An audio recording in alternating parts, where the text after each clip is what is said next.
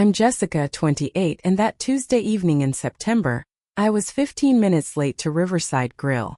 The kind of late that happens when you're juggling 3 different client calls because your supportive fiancé decided to spend his afternoon playing golf instead of helping finalize the wedding venue details we discussed that morning.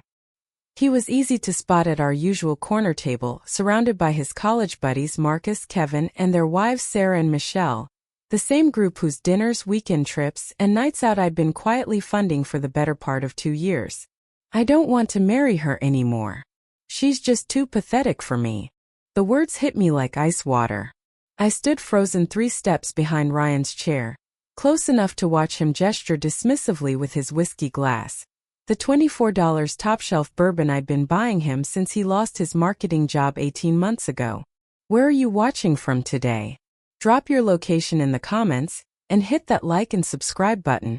If you've ever felt completely blindsided by someone you trusted, you'll want to stick around for what happened next. Ryan had no idea I was standing right behind him, back turned, holding court with his usual confidence. Marcus was practically cackling, and Sarah, who I'd always considered a friend, was covering her mouth to muffle her laughter. "Come on, man," Marcus said, wiping his eyes. "You've been together 3 years. What changed?"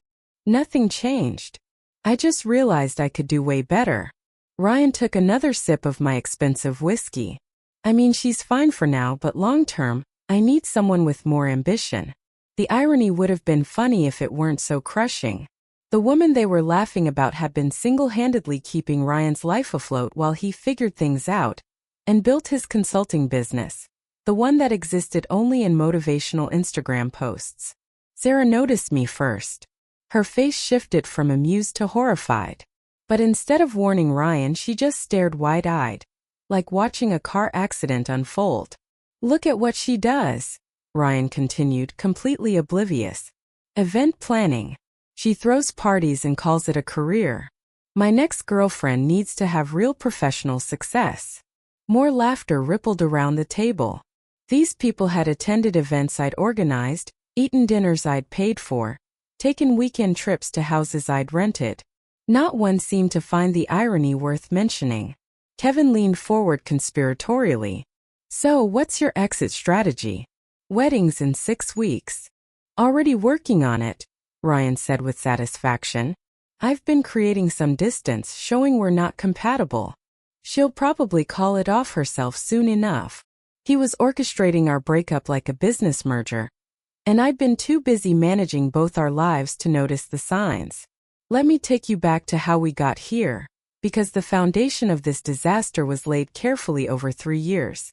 I met Ryan at a networking mixer in 2021. He was charming, confident, working at Sterling Marketing with big plans about launching his own consultancy. I was impressed by his ambition, his polished presentation, his apparent success. What I didn't know was that his expensive suits were maxed-out credit cards, and his confidence was borrowed against a future that existed only in his imagination. Those early months were intoxicating. Ryan planned elaborate dates at new exclusive restaurants, showered me with attention. When he mentioned temporary cash flow issues during his transition to entrepreneurship, helping seemed natural. "Just short-term," he promised. "Just until my business launches." The temporary help became permanent. Started small dinner here, a weekend trip there. "I'll reimburse you when my biggest client pays their invoice next month." Next month came and went. The payment was delayed. His laptop crashed. Car repairs. Always something urgent. Always temporary. Always my generosity keeping us afloat. By year 2, I was covering rent on the luxury downtown apartment he'd insisted we needed to project success. I paid for the premium gym membership, essential for networking. I funded the designer wardrobe that would help him close deals. Meanwhile, I worked 60-hour weeks building my event planning business, landing corporate clients, perfecting every detail to grow my reputation. Ryan's job applications became sporadic, then stopped altogether. His business meetings revealed themselves as golf games with friends. His networking events were happy hours I wasn't invited to because I wouldn't fit in with industry people. Standing behind his chair, Listening to him dismiss my career and plan his escape, I realized something that should have been obvious months ago. To Ryan and his friends, I'd never been a person. I'd been a resource. The worst part, Ryan continued, building momentum, is how she thinks paying for everything makes her this amazing girlfriend. It's actually kind of pathetic. That's when he turned around. The record scratch moment. Ryan's smug expression crashed into horror as our eyes met. The table fell silent as 6 people realized the subject of their entertainment was standing right there. "Jess," Ryan stammered, nearly dropping his glass. I wasn't expecting you." I looked at him. Really looked. This man I'd supported through every excuse, every broken promise, every month of unemployment disguised as entrepreneurship. This man I'd defended to friends who'd questioned his commitment. This man I planned to marry in 6 weeks. Slowly, deliberately, I twisted my engagement ring off my finger. The silence was so complete I could hear jazz playing softly in the background. The nervous shifting of chairs, the uncomfortable breathing of people who just realized they'd been caught. I placed the ring on the white tablecloth. It made a small, decisive click against the wood beneath. "Well," I said, my voice steady, "that saves me from wondering whether to return this or sell it to cover the wedding deposits you were never planning to honor." Ryan's face had gone pale. "Just wait. I didn't mean it the way it sounded. You meant every word."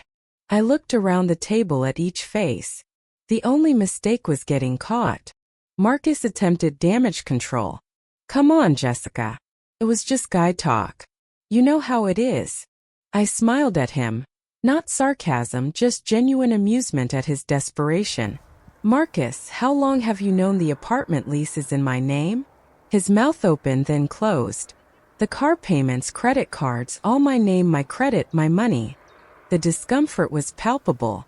Sarah studied her hands like they contained life's greatest mysteries. "Here's the thing," I continued, voice never rising above conversation level. "You all think Ryan's quite the catch. This successful, charming guy who's settling for pathetic little me.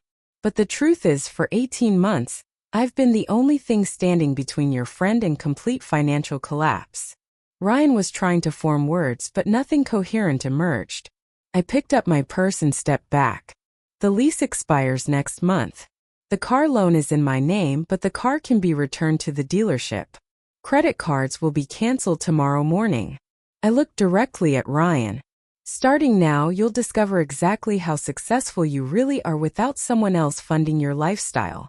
Walking out of Riverside Grill felt like stepping out of my old life entirely. The September air was crisp, and for the first time in months I could breathe deeply. Behind me I heard muffled chaos. Urgent whispers, scraping chairs, someone calling my name.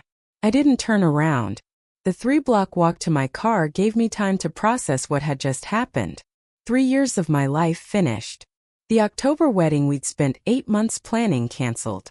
The future I'd built my hopes around, revealed as an elaborate financial scam with me as the unwitting investor. But underneath the anger and humiliation was something unexpected. Relief. My phone rang before I reached my car. Ryan, obviously. I declined and immediately called my bank's customer service line. "This is Jessica Chun, account holder. I need to remove an authorized user from all accounts. Effective immediately." The representative was efficient. Yes, they could block Ryan's access instantly. Yes, they could overnight replacement cards. Yes, they could place fraud alerts. 3 years of financial entanglement, severed with a 15-minute phone call. Next, credit card companies. Same script, same results. Ryan's spending spree was officially over. My phone buzzed constantly. Ryan desperate to explain. Sarah claiming it was all a misunderstanding. Marcus asking if I was really going to be this dramatic. Dramatic. Because quietly funding someone's entire lifestyle for 3 years, while they publicly humiliated you, was perfectly reasonable. But stopping the money train was drama. I blocked all their numbers. At home, the apartment I'd been paying for, I found Ryan's spare key on the kitchen counter along with his emergency credit card, cut neatly in half. A note in his handwriting. "We need to talk." This isn't how I wanted you to find out. Not I was wrong. Not I didn't mean it. Just regret that his managed exit strategy had been disrupted. I poured wine, the expensive bottle I'd been saving for a special occasion that never came, and began making lists. Vendors to contact about the wedding cancellation. Most deposits were non-refundable, but losing money was preferable to marrying someone who saw me as pathetic while spending that same money. Bills and accounts to transfer or cancel. Everything with Ryan's name needed to be severed. Friends to inform, real friends, not the social circle that came with Ryan's approval. Things I'd postponed while managing Ryan's life. The promotion requiring occasional travel that he'd opposed because he needed me available.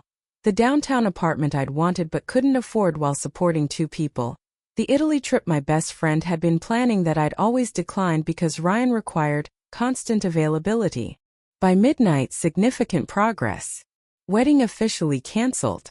Utilities transferred to my name only. Real friends shocked but supportive. I'd sent a deposit for Italy. My phone stopped ringing around 11, which meant Ryan was probably at a bar complaining to whoever would listen about unreasonable women and their vindictive behavior. Tomorrow, he'd wake up to discover his car wouldn't start. I'd arranged voluntary repossession. His credit cards would be declined, his gym membership terminated. Tomorrow, Ryan would begin learning what his lifestyle actually cost when he had to pay for it himself. Day 2 of my new life started with Ryan pounding on my door at 7 a.m. Jess, open up. We need to talk. His voice carried panic I'd never heard before. Gone was the smooth confidence from dinner 2 nights earlier. I made coffee, good coffee, the expensive Jamaican blend I'd been saving for special occasions that never seemed to come, and checked emails while he continued his door-rattling symphony. The wedding venue was surprisingly understanding. The photographer kept her deposit but offered kind wishes. The florist suggested donating the arrangements to a nursing home. I know you're in there. Your car is here. Around 7:30, Mrs. Patterson from next door appeared with a casserole and a concerned expression. Honey, that boy's been out there for an hour. Should I call the police? Actually, yes. That would be perfect.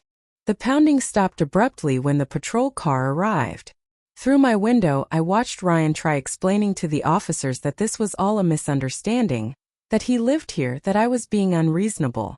They asked for proof of residency. He couldn't provide any. The officers were professional but firm. Mr. Morrison could not force entry into a residence where he wasn't on the lease. Continued disturbance would result in arrest. Did he understand? Ryan's defeated nod was visible even from my second-floor window. After the patrol car left, my phone immediately buzzed. Ryan's number, which I'd forgotten to block. I remedied that oversight while he presumably left a lengthy voicemail. Around noon, Sarah appeared at my door. This was more interesting. She'd actually been my friend, or so I'd thought. Jessica, please. Ryan's a mess. He's been staying on Marcus' couch. Can't even afford groceries. You're being cruel. I opened the door but didn't invite her in. Sarah, honest question. What did you think would happen when he publicly called me pathetic and announced he didn't want to marry me? He didn't mean it like that. How did he mean it? Sarah struggled for an answer. He's scared about commitment. Guys say stupid things when they're scared. For 18 months, I've covered his expenses while he figured things out. During that time, did you ever suggest he might be taking advantage? Her silence spoke volumes. Did you ever think it was strange that I paid for every group dinner, every trip, every night out? I thought you were generous. When someone's generous with money they have, that's wonderful. When someone's generous because they're being pressured to maintain their partner's lifestyle, that's called being used. Sarah shifted uncomfortably. So you really won't help him at all? I won't continue funding his life while he auditions replacements for pathetic little me. This isn't like you, Jessica. She was right. The old Jessica would have gone home that night, cried, and probably taken him back when he showed up with flowers and apologies. She would have convinced herself that public humiliation was just a misunderstanding. I'm done being that version of me, I said. After Sarah left, I spent the afternoon researching downtown apartments, the area I'd always wanted but couldn't afford while supporting Ryan's expensive tastes. Turns out, on just my salary I could afford quite a nice place. By the end of that first week, Ryan had tried every approach in his playbook. The guilt strategy, lengthy texts about how I was abandoning him, how cruel I was being, how this wasn't the woman he'd fallen in love with. The business strategy, emails outlining a reasonable repayment plan, where he'd eventually reimburse me for everything once his consultancy launched. The romance strategy, flowers delivered to my office with cards promising he'd changed, that he'd realized how much he needed me. The desperation strategy, showing up at my office building trying to convince security that I was his fiancé having a breakdown. None of it worked because I had one crucial advantage. I'd heard his real opinion of me. Once you know someone considers you pathetic, their sudden declarations of love ring pretty hollow. The flowers were particularly insulting. White roses, which Ryan thought were romantic, but which I'd mentioned disliking multiple times over 3 years. They reminded me of funerals. He'd never listened then, wasn't listening now. I gave them to my assistant, who was delighted. The repayment plan email was almost amusing. Ryan had spent days crafting a detailed proposal for how his marketing consultancy would generate enough revenue to repay my loans. Never mind that this consultancy had existed only in motivational social media posts for 18 months. His timeline was ambitious. 3 major clients within 6 months, build a team, expand to new markets. According to his projections, he'd start repaying me within a year. I responded with a single line. Good luck with that. But the office building incident convinced me that blocking his number wasn't enough. Building security called up to warn me. Miss Chun, there's a gentleman claiming to be your husband.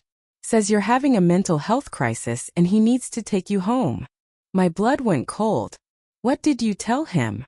I told him I'd need ID showing shared last names and medical documentation if he was claiming you weren't competent. He couldn't provide either. Thank you, Miguel. If he comes back, please call police. That evening I contacted a lawyer. Not because I expected Ryan to become physically aggressive. He was too image conscious for anything that messy, but because I needed legal protection. The apartment, car, credit cards, everything was legitimately mine. But Ryan had been using it all as if it belonged to him. The lawyer was reassuring. Since everything was in my name and Ryan had no legal claims, I was within my rights to revoke access. She recommended documenting everything, keeping records of his contact attempts, and considering a restraining order if his behavior escalated. I also spoke with my boss, Elena, about the situation. So for 3 years you've essentially been working 2 full-time jobs. Your actual job and managing this guy's entire life. I hadn't thought of it that way, but yes. And now that you don't have to do that, you'll have bandwidth for the promotion we discussed. The promotion I'd turned down because it required travel, which Ryan had opposed. He needed me available for his business meetings that never materialized in networking events that were actually expensive dinners with friends. Yes, I said. I'd love to discuss that again. As I hung up, I realized Ryan's attempt to orchestrate our breakup had actually given me the push I needed to reclaim my own life. Sometimes the best revenge is just letting someone get exactly what they asked for. 3 weeks into my new reality, I was discovering interesting things about myself. I actually enjoyed cooking when I wasn't catering to someone else's expensive preferences. My apartment was significantly quieter without Ryan's constant phone calls to business contacts, who were actually friends arranging golf games. The promotion Elena offered was everything I'd hoped for. Senior event coordinator meant better clients, creative control, and a salary that easily supported my actual lifestyle without stretching every dollar. But the real education came from watching Ryan's carefully constructed world collapse in real time. Social media told the story better than any private investigator could. Ryan had always been active on Instagram, posting photos of expensive meals, designer clothes, luxury experiences. What he hadn't considered was how obvious it would become that none of those things were actually his. The first casualty was elite fitness, the high-end gym downtown where Ryan posted workout selfies among celebrity trainers and marble floors. When his membership was terminated, he tried maintaining appearances by posting from a basic commercial gym instead. The difference was unmistakable. No more chrome equipment and infinity pools, just fluorescent lighting and machines past their prime. The car disappeared next. I only knew because Marcus posted an Instagram story showing Ryan standing beside a beat-up Honda, joking about his new ride. The car was clearly borrowed, probably from family, and clearly not the image Ryan wanted to project. When his lease ended in October, Ryan had nowhere to go except Marcus' couch. This might have stayed private, except Ryan couldn't resist maintaining his social calendar. Ryan had always been the one suggesting expensive restaurants for group dinners. He knew exclusive venues, could get hard-to-find reservations, insisted on celebrating everything with champagne and appetizers. Easy to be generous when spending other people's money. But Marcus was covering his basic expenses now, and even an investment banker's salary had limits. The group dynamic shifted quickly. Instead of trendy bistros, they met at sports bars. Instead of craft cocktails, they ordered beer. Instead of elaborate celebrations, they split appetizers with separate checks. Ryan tried adapting, but the struggle was visible. This was a man who'd built his identity around being the guy who knew the best places, could afford the good life, never worried about money because someone else handled that inconvenience. Now he was the guy bumming rides and asking friends to cover his dinner share. The social circle that had found his humiliation of me so entertaining was suddenly less amused when he became the one dragging down their lifestyle. "Have you heard from Ryan lately?" Sarah asked during one of her increasingly awkward check-ins. "No, and I don't plan to. He's really struggling, Jessica. I think he's learned his lesson." "What lesson would that be?" "That he can't treat people the way he treated you." I looked at her carefully. "Sarah, you were at that table. You laughed when he called me pathetic. You knew I was funding his lifestyle and never once suggested it might be unfair. What exactly do you think changed?" She shifted uncomfortably. "I feel terrible about that night." "You feel terrible about getting caught. If I hadn't overheard, would any of you have told me what he really thought of me?" Silence. "That's what I thought." The conversation ended with Sarah promising to stop trying to mediate, though I doubted she'd keep that promise. That afternoon, I signed the lease on a beautiful downtown apartment. The one with hardwood floors and city views that I'd admired for months but couldn't afford while supporting 2 people. On my salary alone, it was perfect. November brought unexpected entertainment when Ryan's mother called my office. Patricia Morrison had never been particularly warm during our relationship. I'd always sensed she thought Ryan could do better, but now she was practically pleading. "Jessica, I hope you don't mind me calling. I'm very concerned about Ryan. Is he ill?" "Not physically, but he's been staying with his sister Amanda, and she says he's struggling." So Ryan had moved from Marcus' couch to family assistance. "Not surprising. I'm not sure how I can help with that. He says you won't return his calls. I was hoping we could talk woman to woman." The presumption was remarkable. "Mrs. Morrison, Ryan and I ended our relationship 4 months ago. It wouldn't be appropriate for me to be involved in his personal struggles. But you were together for 3 years. Surely you still care about him." "I care about his well-being the same way I'd care about any person going through difficulties, but that doesn't make me responsible for solving them." Pause. Then, "Jessica, I'm going to be direct. Ryan says you've been financially punitive, cutting off access to things he needs." I almost laughed. "Mrs. Morrison, are you under the impression that I was required to support your son financially?" "Well, no, but you were engaged, planning a life together." "We were. Until he told a room full of people that I was too pathetic to marry, and that he was looking for someone better. After that, we stopped planning a life together." Longer pause. "He says that was a misunderstanding." "The only misunderstanding was mine. Thinking my fiancé respected me enough not to publicly humiliate me while spending my money. He's my son. I'm worried about him. Here's where I could have been cruel. I could have detailed exactly how much Ryan had cost me, described his complete lack of contribution, his entitlement, his assumption that my success was his to leverage. Instead, Mrs. Morrison, I understand your concern, but Ryan is 31 years old. If he's struggling financially, he needs to address that through employment and budgeting, not by expecting the woman he publicly rejected to continue funding his lifestyle. Surely you could help him just until he gets back on his feet. With respect, he was never on his feet. For 3 years, I supported him while he avoided steady employment. Continuing would enable him to keep avoiding responsibility. The conversation ended with Patricia promising to think about what I'd said. I suspected she'd actually find someone else to blame for Ryan's situation. 2 days later, Ryan's sister Amanda called. Unlike their mother's diplomatic approach, Amanda went straight for accusations. I don't know what game you're playing, Jessica, but it needs to stop. Excuse me. Ryan's falling apart. He can't afford basic necessities. He's sleeping on my couch because he can't make rent. This vindictive behavior isn't solving anything. Amanda, during our 3 years together, how often did you see Ryan pay for dinner when we went out as a group? What does that matter? How often? I don't remember him ever paying. And when we traveled for family events, who booked the hotels? You did. And who paid for rental cars, flights, gifts? Silence. Amanda, I spent 3 years financially supporting your brother, while he pretended to run a business. I covered rent, car payments, credit cards, entertainment, even gym memberships.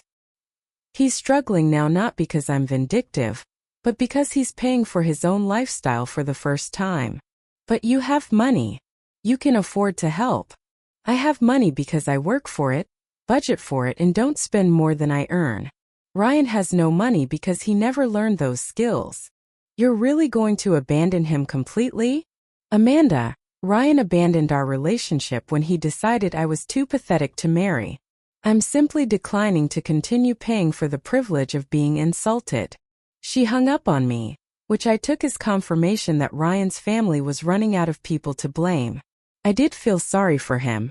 Not sorry enough to rescue him, but sorry enough to recognize that 3 years of avoiding financial responsibility had left him genuinely unprepared for independent living. But that was a problem Ryan needed to solve himself, preferably with career counseling and basic financial education. December arrived with Ryan apparently hitting rock bottom. I heard through the inevitable gossip network that he'd moved back into his childhood bedroom at his parents' house after his sister's patience ran out. He was working part-time at a call center, his first actual employment in nearly 2 years, and telling anyone who'd listened that I'd been controlling and financially abusive. The irony was lost on him entirely. Meanwhile, I was thriving in ways I hadn't expected. The promotion had opened doors to high-profile clients and creative projects I'd only dreamed about. My new downtown apartment was everything I'd wanted. Hardwood floors, city views, and most importantly, space that was entirely mine. I'd also started dating again, though cautiously. Coffee dates, casual dinners, nothing serious. It felt strange after 3 years of having every plan revolve around Ryan's needs and schedule. The Italy trip I'd booked had been magical. 2 weeks with my best friend Sarah exploring Tuscany, eating incredible food, and remembering what it felt like to make decisions based purely on what I wanted to do. When I posted photos on social media, several mutual acquaintances commented about how happy and relaxed I looked. It occurred to me that I probably hadn't looked either of those things for the past year of my relationship with Ryan. Christmas brought an unexpected gift. A text from Marcus. Hey Jessica. I know things ended badly with Ryan, but I wanted to apologize for that night at dinner. We were all out of line and I'm sorry we laughed. You deserved better from all of us. It was a small gesture, but it mattered. Acknowledgement that what happened wasn't just about Ryan's behavior, but about a whole group of people who'd been complicit in treating me poorly. I texted back, "Thank you for saying that. I appreciate it." A few days later, Kevin sent a similar message, then Michelle. It seemed that watching Ryan's post-breakup spiral had given them some perspective on the dynamics they'd been enabling. But the real validation came from an unexpected source, my bank. I'd gone in to discuss investment options for the money I was no longer spending on Ryan's lifestyle, and my financial advisor had some interesting observations. Looking at your account history, your expenses dropped dramatically starting in September, she noted. Did something change in your living situation? I ended a relationship with someone who was financially dependent on me. She nodded knowingly. We see this sometimes. People don't realize how much supporting another adult costs until they stop doing it. Based on these numbers, you were covering about $1,500 per month in additional expenses. $1,500 a month. $18,000 a year. Over 3 years, I'd spent more than $50,000 maintaining Ryan's lifestyle, while he contributed virtually nothing. The number was staggering but also liberating. I wasn't vindictive or cruel or any of the things Ryan's family had accused me of being. I was simply a working professional who'd stopped subsidizing someone else's unemployment. January brought the final confrontation I'd been dreading. I was leaving my office one Thursday evening when I spotted Ryan waiting by my car. He looked different, thinner, wearing clothes that were clearly from discount stores rather than the designer brands he'd grown accustomed to on my credit cards. The confident swagger was completely gone. Jessica. He approached cautiously, hands shoved deep in his coat pockets. Can we please talk? We've talked multiple times, Ryan. There's nothing left to discuss. 5 minutes. Please. Against my better judgment, I stopped walking, but remained standing by my car. Keys ready. I wanted to tell you that I'm getting my life together. I have a job now. I'm living with my parents temporarily, while I save up for my own place. That's good. I'm glad you're working. The thing is, he shifted his weight nervously. I've been thinking about everything that happened, and I realize I made some mistakes. Some big mistakes. I said things I didn't mean. I hurt you and I want to make it right. I looked at him carefully. How do you plan to make it right? I want to pay you back everything you spent on me over the years. It might take time, but I want to do the right thing. This was interesting. Do you know how much that would be? I've been trying to calculate it. Maybe 10 or 15,000. Ryan, I spent over $50,000 supporting you during our relationship. His face went pale. That can't be right. It's very right. Rent, car payments, credit cards, groceries, entertainment, travel. $53,412 to be exact. The precision of the number, which I'd calculated during my investment planning session, seemed to hit him like a physical blow. I didn't realize. Of course you didn't. You never had to think about money because I was handling all of it. I can't pay back that much. I know. That's not why I mentioned it. He stood there for a moment processing. So what happens now? Now you continue building your independent life, and I continue building mine. That's it. We just never speak again? Ryan, what did you think was going to happen? That I'd take you back after you called me pathetic in front of our friends? That I'd go back to funding your lifestyle after you made it clear you were looking for someone better? I wasn't really looking for someone better. I was scared about getting married. Then you should have talked to me about being scared. You shouldn't have humiliated me publicly while planning your escape strategy. He was quiet for a long moment. Then, I really did love you, Jessica. No, Ryan. You loved what I could do for you. You loved having your bills paid and your lifestyle maintained while you avoided adult responsibilities. That's not the same thing as loving me. That's not fair.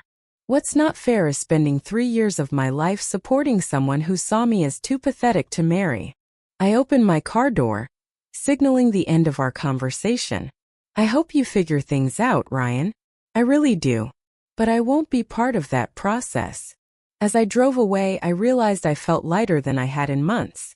Not because I'd been cruel or vindictive, but because I'd finally closed a chapter that should have ended long ago.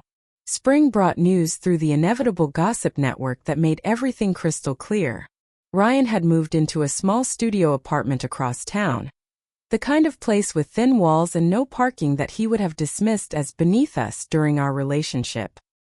He was still working at the call center, still telling anyone who would listen that his life had never been the same since I'd left him. Left him. As if I'd been the one to abandon our relationship rather than the one who'd overheard him calling me pathetic and planning his exit strategy. But what struck me most was that Ryan never took responsibility for any of it. According to mutual acquaintances, I was the villain who'd abandoned him when he needed support. The woman who'd been too controlling, too demanding, too focused on money.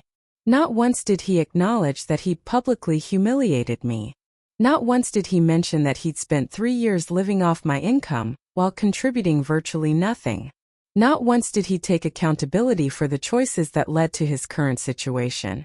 I was grocery shopping on a Saturday afternoon when I ran into Michelle, Kevin's wife from our old group. She seemed genuinely happy to see me. "Jessica, you look amazing. How are you?" "I'm doing really well, thanks. How are you and Kevin?" "Good. Listen, I've been wanting to say something to you for months." She glanced around the produce section as if checking for eavesdroppers. That night at dinner when Ryan said those things, we all should have spoken up. It was wrong and I'm sorry. I appreciate you saying that. For what it's worth, watching what happened afterward really opened our eyes. None of us realized how much you were supporting him financially. Most people didn't. Kevin feels terrible about it. We all do. And honestly, seeing Ryan these past few months, he hasn't learned anything from this experience. He still acts like he's the victim. This confirmed what I'd suspected. Ryan wasn't using this experience to grow or change. He was using it to reinforce his belief that everyone else was responsible for his problems. How is he doing? I asked, genuinely curious. Not great. He's bitter, angry, constantly complaining about how unfair everything is. He talks about you like you're some kind of vindictive ex who destroyed his life out of spite. Does he ever mention why we broke up? Michelle looked uncomfortable. He says it was because you couldn't handle him wanting independence. He never mentions the other stuff. The other stuff. Like calling me pathetic in front of our friends. Like planning to manipulate me into ending our engagement. Like spending 3 years living off my income while contributing nothing. That's about what I expected, I said. Jessica, can I ask you something? Do you ever regret it? Ending things so decisively. I thought about that question as I selected apples. Did I regret discovering who Ryan really was? Did I regret stopping the financial support that enabled his avoidance of responsibility? Did I regret choosing my own self-respect over a relationship built on my utility? No, I said finally. I regret that it took me 3 years to realize what was happening. But I don't regret ending it. You seem happier. More yourself, if that makes sense. Did make sense. For 3 years, I'd been Jessica plus Ryan's needs. Jessica who managed Ryan's life.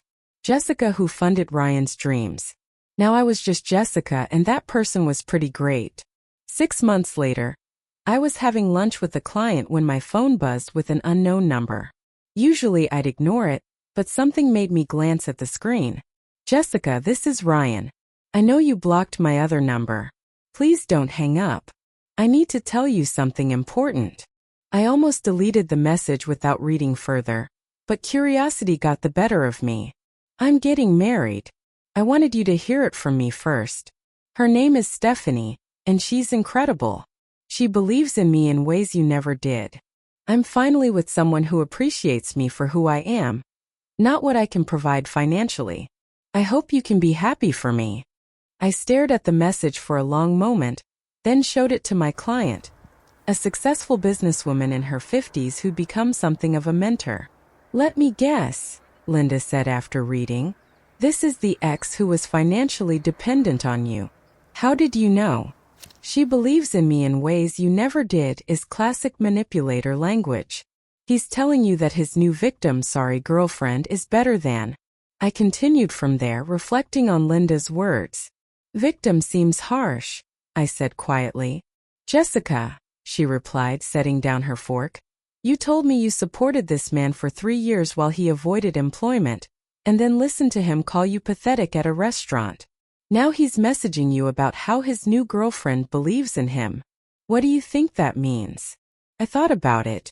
What did it mean when someone like Ryan found a woman who believed in him? It probably meant he'd found someone willing to fund his lifestyle, while he continued avoiding adult responsibilities. I should probably warn her, I said half-jokingly. Absolutely not, Linda said firmly.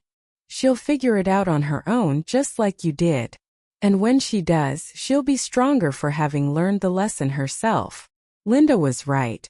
Of course, Ryan's pattern would continue until he decided to change it. And based on everything I'd heard over the past year, change wasn't on his agenda. I deleted the message without responding.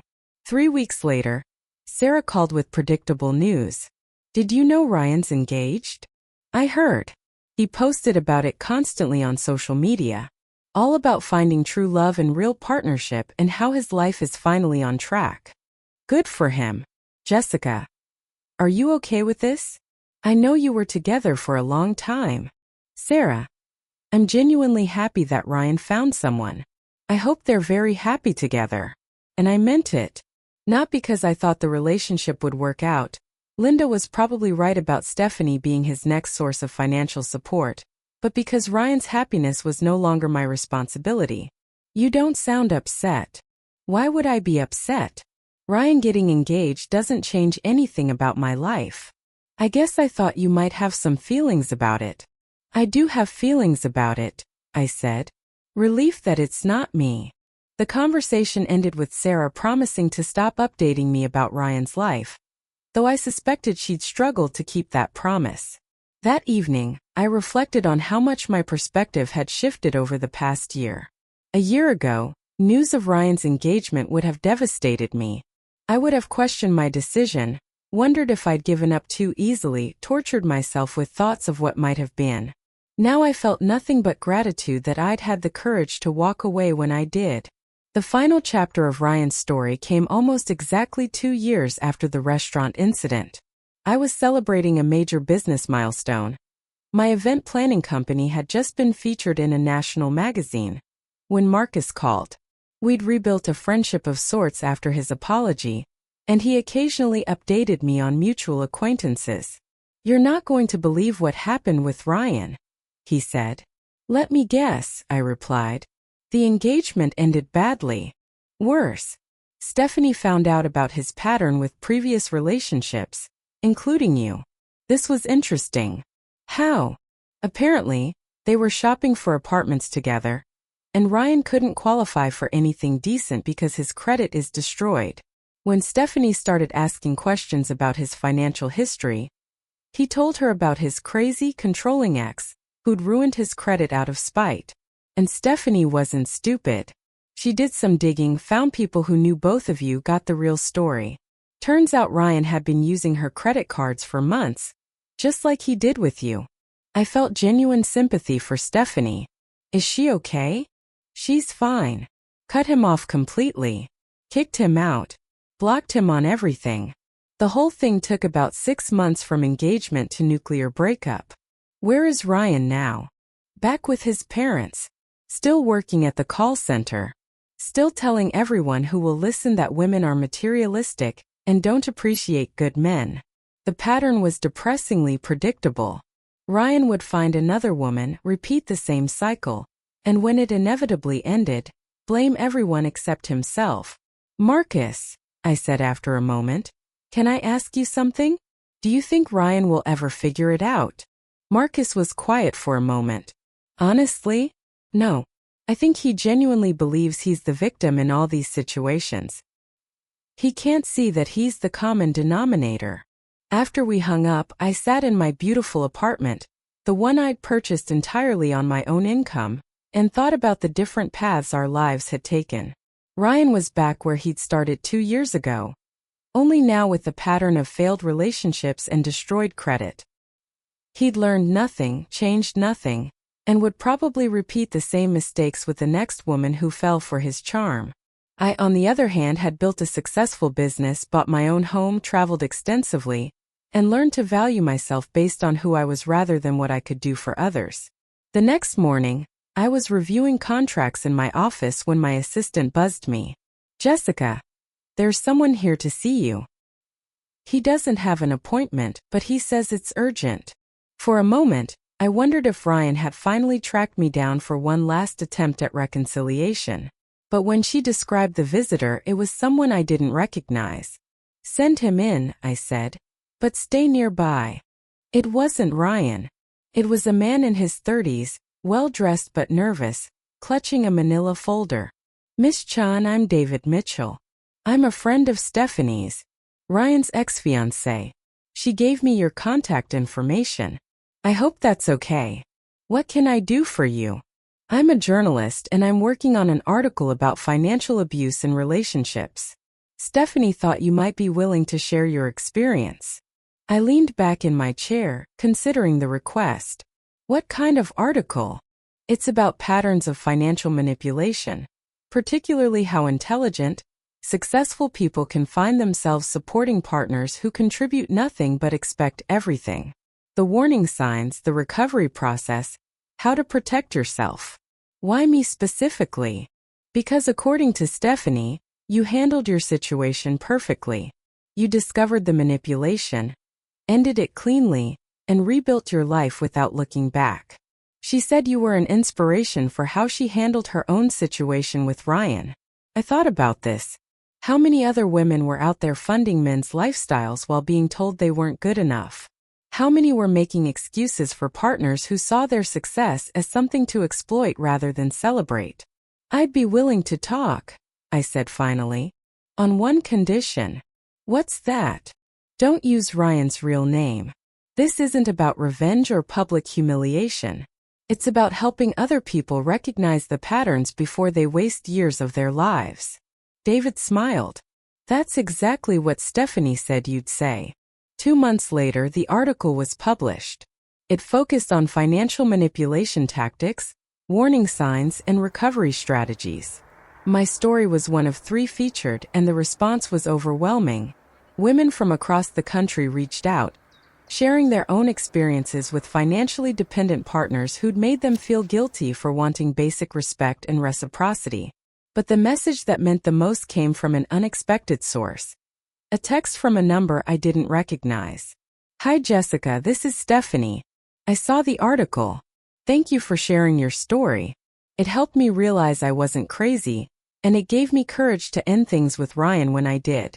I hope you know how much your strength meant to someone you'd never even met. That evening, I sat on my balcony watching the sunset over the city. 2 years ago, I'd been planning a wedding to a man who saw me as pathetic but useful. Tonight I was independent, successful, and surrounded by people who valued me for who I was rather than what I could provide. My phone rang. Unknown number. For a moment, I wondered if it might be Ryan making one last attempt at contact. I let it go to voicemail. Whatever Ryan wanted to say, whatever final manipulation or justification or blame he wanted to deliver, I wasn't interested in hearing it. I'd heard everything I needed to hear that night at Riverside Grill, when he told his friends I was too pathetic to marry. Everything that happened after that was just him learning to live with the consequences of his own choices, and me learning to live without the weight of someone else's problems on my shoulders. Sometimes the most empowering thing you can do is simply refuse to be anyone's financial or emotional safety net when they've made it clear you're not worth their respect.